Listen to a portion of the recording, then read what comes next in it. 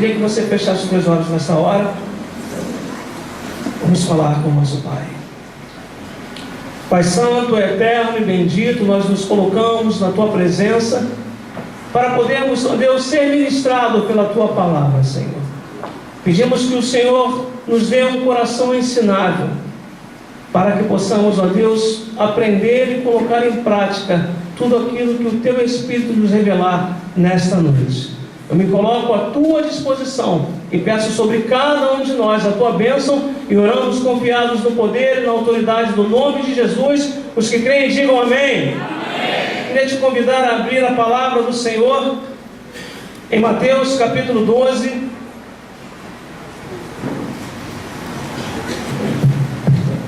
Nós vamos ser breves nessa ministração. E quando eu recebi esse convite, eu lembrava para minha esposa que na noite anterior nós conversávamos e eu falei para ela sobre esse versículo. E ela ficou olhando, ela falou: não estou entendendo nada. Eu falei assim: eu também não estou entendendo não. E hoje o Espírito de Deus me fez entender o porquê desse versículo. Mateus capítulo 12, o verso é o verso 20. Diz assim a palavra do Senhor: não esmagará a cana quebrada, e nem apagará a torcida ou o pavio que fumega, até que faça vencedor o juízo. Mais uma vez: não esmagará a cana quebrada, e nem apagará a torcida que fumega, até que faça vencedor o juízo. Eu peguei aqui também uma outra tradução muito interessante, tradução da linguagem de hoje em Portugal. Diz assim esse mesmo versículo: não esmaga o fraco, e nem apagará a mais pequena esperança. Com a sua vitória final, acabará com todos os conflitos, e o seu nome será a esperança do mundo inteiro. Nós vamos falar hoje, irmãos, essa noite, sobre restauração. Eu creio que o Senhor nos trouxe aqui com esse propósito de adorar, bendizer e exaltar o Teu santo nome, mas sobretudo para falar sobre restauração aos nossos corações. Se você for ler os versículos anteriores ao que nós lemos, você vai enfrentar e você vai se deparar com Jesus passando por algum tipo de conflito, por causa de um dia chamado sábado. Em certa feita, em certa ocasião, os discípulos sentiram fome, e eles entram numa seara e eles comem espigas de milho, e ali eles são confrontados pelos fariseus daquela época, e o Senhor é obrigado a intervir em favor do seu povo e contar um relato que aconteceu com Davi, quando ele entra na casa do sacerdote Abiatar, e ali eles comem os pães da proposição, e o Senhor fala que Ele é o Senhor também do sábado. E de outro modo, ele sai dessa situação, ele entra numa sinagoga, ele entra num lugar que era um templo, um santuário, e ele verifica uma necessidade daquele lugar. Ele olha para todos que estavam ali concentrados, e dentro da multidão, dentro da plateia, ele vê um homem que tinha um defeito físico, e a Bíblia diz que esse defeito era que ele tinha a mão ressequida ou a mão mirrada. Lucas e Marcos dizem que o Senhor, ao fitar os olhos daquele homem, ele chama aquele homem para o meio da sinagoga, e aquele homem obedece, vem para o meio, e o Senhor diz: estende a tua mão. E a Bíblia diz que aquele homem fora curado. E isso causou também espanto e inquietação, perplexidade e fúria e ciúme ao coração dos escribas e fariseus, dos herodianos da época. E por conta disso, todos eles intentavam matar o meu Deus e o teu Deus. E o Senhor sai daquela situação e se cumpre nesse versículo Isaías 42, que fala sobre o servo do Senhor, e o versículo 3 fala justamente isso: que ele não esmagará a cana quebrada e nem apagará a torcida que fumega, até que faça vencedor o juízo. O Senhor Jesus, ele tem um cuidado e um jeito diferente de trabalhar com cada um de nós, porque muitas vezes nós não somos colocados como esse canido rachado, ou como essa cana quebrada, ou cana trilhada em algumas situações. E se o Senhor, ele pegar de uma maneira não muito coloquial, ele pode nos esmagar, mas o Senhor, ele não tem prazer em fazer isso. O Senhor é um Deus que cuida de nós. O Senhor é um Deus de restauração. O Senhor é um Deus que tem prazer em nos abençoar de uma maneira rica e abundante. E o Senhor, quando Ele coloca para nós essa metáfora ou essa alegoria, falando sobre não esmagará a cana quebrada, ou não apagará o pavio ou a torcida que fumega, Ele não está falando propriamente dito de uma cana e de um pavio. O Senhor Jesus, Ele está falando aqui de pessoas. Sabe, querido, eu não sei o que você tem enfrentado na sua vida, talvez mesmo dentro do seu ministério, dentro da sua igreja. E talvez você tenha olhado para dentro de si muitas vezes e tenha se comparado a um caniço rachado. Na época que Jesus escreve, o caniço rachado é uma vegetação que ela fica costeada à margem de rios, de ribeiros. E as crianças, elas tinham o hábito de chegar nesses rios e ribeiros e pegar esse talo semelhante a um bambu. E eles tiravam aquele talo dessa vegetação, faziam furos e faziam desse talo uma espécie de flauta. E quando esse talo feito flauta não emitia som algum, as crianças pegavam esse talo, esmigalhavam esse talo e o lançavam fora. E quando Isaías também faz essa colocação sobre o servo do Senhor, nessa época esse caniço rachado era uma espécie de uma plantação que também ficava costeada à margem de rios. E as pessoas tinham que trilhar aquele caminho, e por conta disso, muitos desses caniços, eles eram rachados, eles eram esborrachados, e para nada serviam. E talvez você possa estar olhando para dentro de você, e se colocando numa situação como essa. Mas a despeito de alguém que te joga fora, a despeito desse secularismo, que tem a égide do descartável, usou ou joga fora, o Senhor tem prazer em restaurar a nossa sorte. O Senhor tem prazer em nos dar uma nova chance, como nós fomos ministrados aqui. Mas talvez uma chance igual a essa você não possa ter outra vez.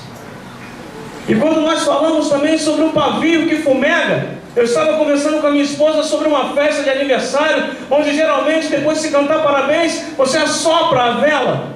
E quando você assopra a vela, fica aquele pavio, quase que esmorecendo, mas sem vida, sem luz, sem fogo. E muitas vezes ele acende de novo, mas ele torna a enfraquecer. E para que a situação aconteça a nosso contento, às vezes a gente vai lá com o dedinho e apaga. Eu tenho certeza, irmãos, que o Espírito Santo de Deus trouxe pessoas aqui nesta noite que estão com essa cana rachada e como esse pavio que fumega. Foram rachados por palavras que ouviram. Estão prestes a ser apagados por traições. Foram rachados porque não teve o reconhecimento que esperava ter. Estão com um pavio que fumega por causa de conflitos familiares, por não ser compreendido, ou talvez por não compreender como que o reino de Deus opera e como que o reino de Deus trabalha. Talvez angustiado e magoado até com Deus. Mas a despeito de tudo isso, querido, o Senhor não te descarta, Ele não te lança fora, e Ele não acaba de apagar esta chama que é em ti. Pelo contrário, o Senhor nos trouxe aqui para nos reacender, para nos vivificar, e para se cumprir o que Ele disse através de Paulo a Timóteo: reacende, vivifica, põe chama, põe fogo, põe labareda nesse dom que há em ti. Talvez você exercia algum ministério na casa de Deus, e por se encontrar como um caniço rachado, ou uma cana trilhada, ou um pavio que fumega, você se afastou. E talvez a pessoa que assumiu o ministério, ela não cumpra e não faça, ou não execute ou exerça com excelência que você fazia. E talvez você olhe e diga: pô, se fosse eu estivesse ali. Mas o lugar é teu, o lugar era teu. O Senhor, Ele quer restaurar a tua vida. O Senhor quer restaurar a tua alegria. O Senhor quer restaurar o teu ministério.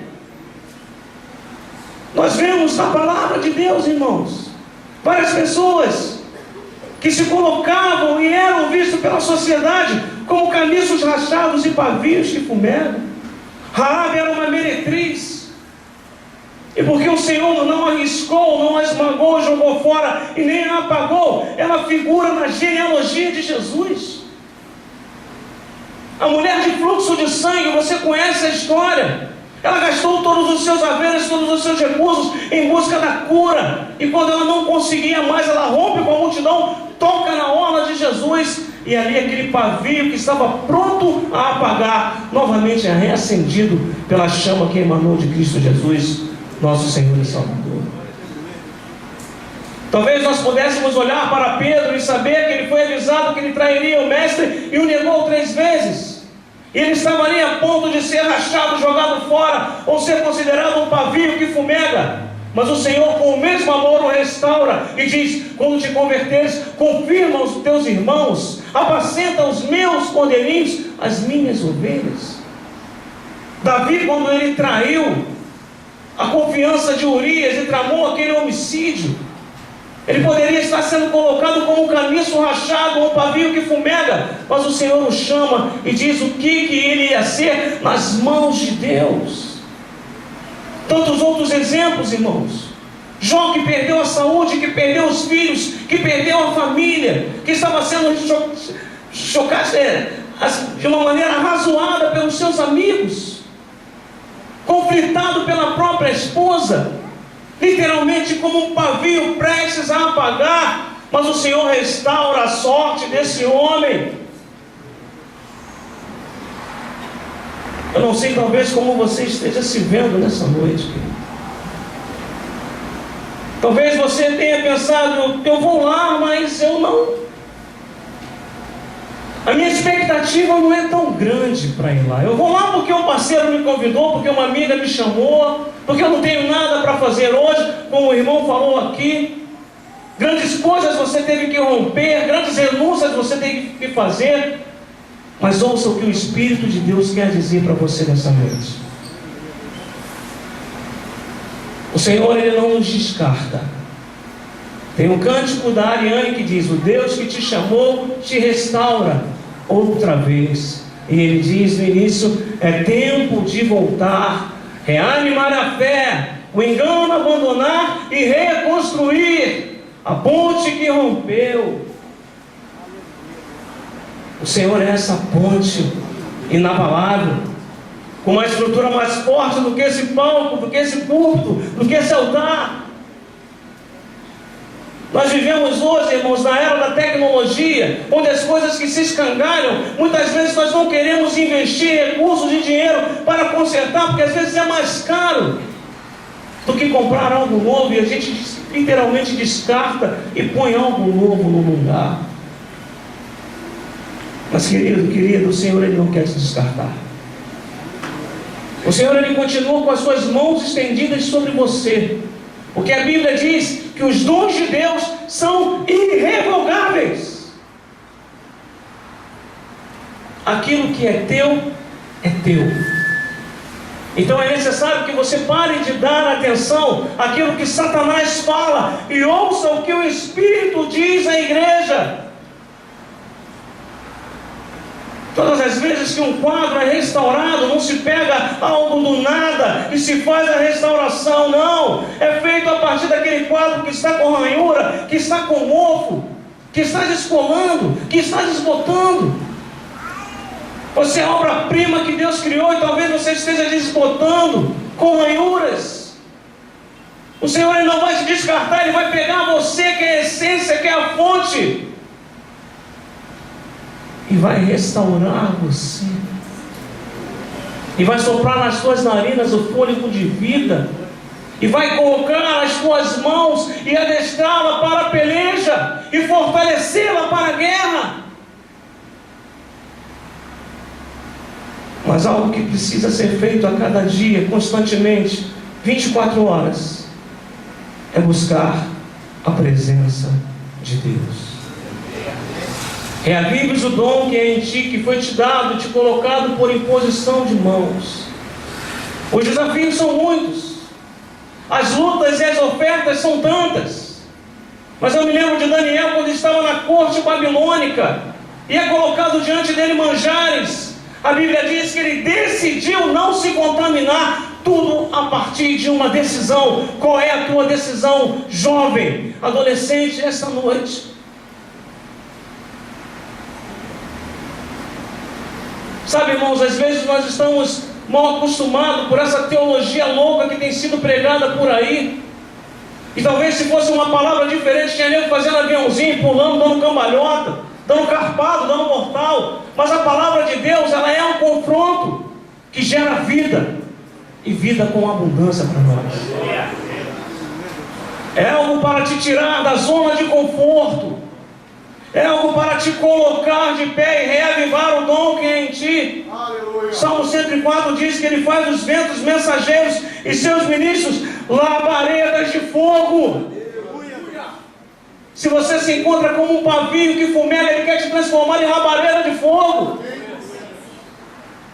Ele quer te usar como um atalaia, como um arauto dele, onde quer que pisar a planta dos teus pés, como foi ministrado aqui pelo pessoal de Pantanal. O ID é para todos. Ele não está cerceado ao ministério de evangelismo, ao departamento de missões. É para todos. Diga, é para mim. É para nós, irmãos. Como juventude unida, jovens, eu vos escolhi porque sois fortes e a palavra de Deus está em vós, e por conta disso já vencestes o maligno. Você não é descartável. Você tem valor.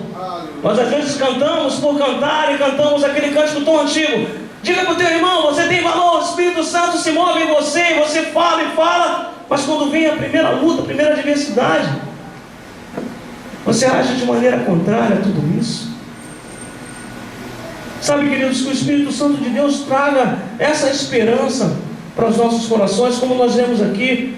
O Senhor não esmaga o fraco e nem vai apagar a mais pequena esperança. Com a sua vitória final, Ele acabará com todos os conflitos, e o seu nome será a esperança do mundo inteiro. O Senhor, nesta noite, quer acabar com todos os teus conflitos.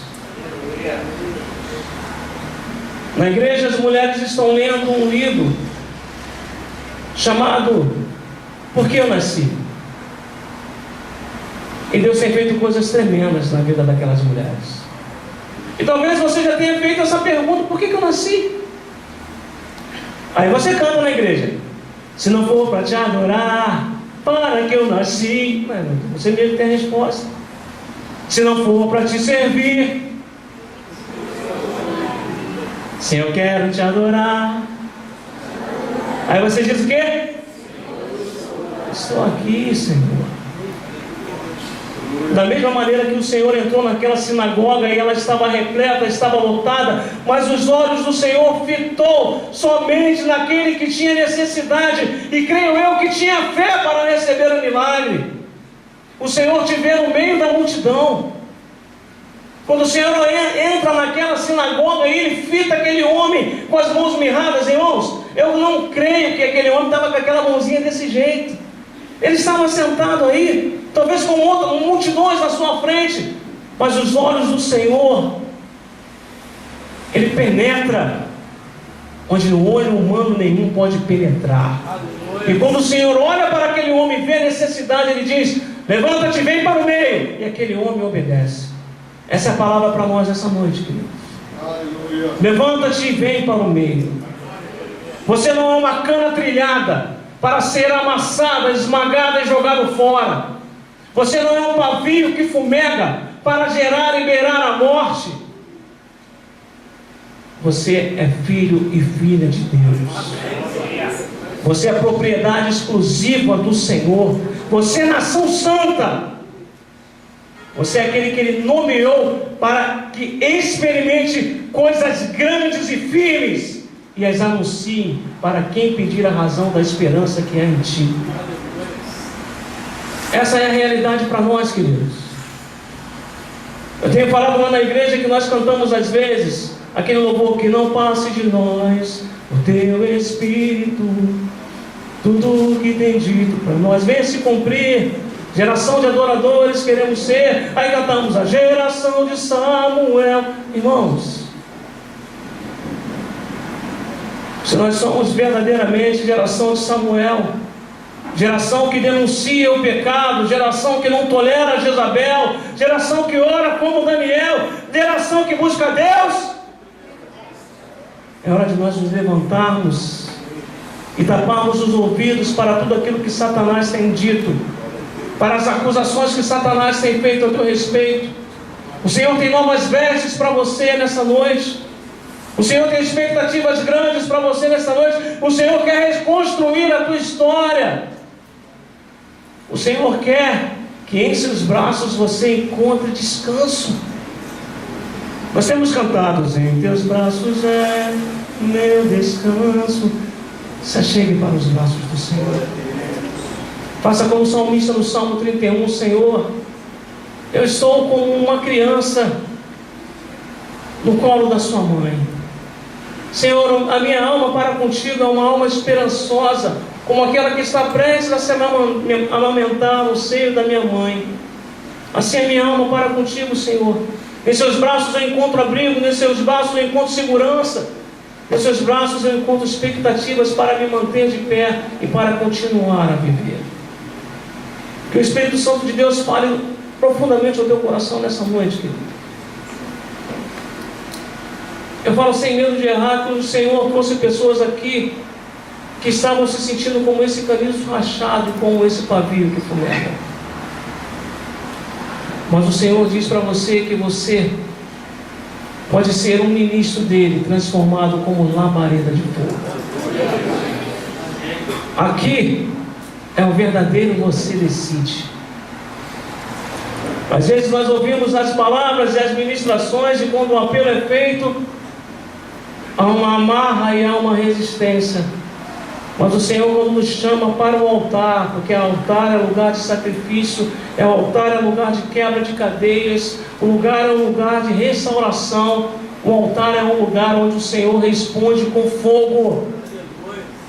E o Deus que responde com fogo está aqui nessa noite.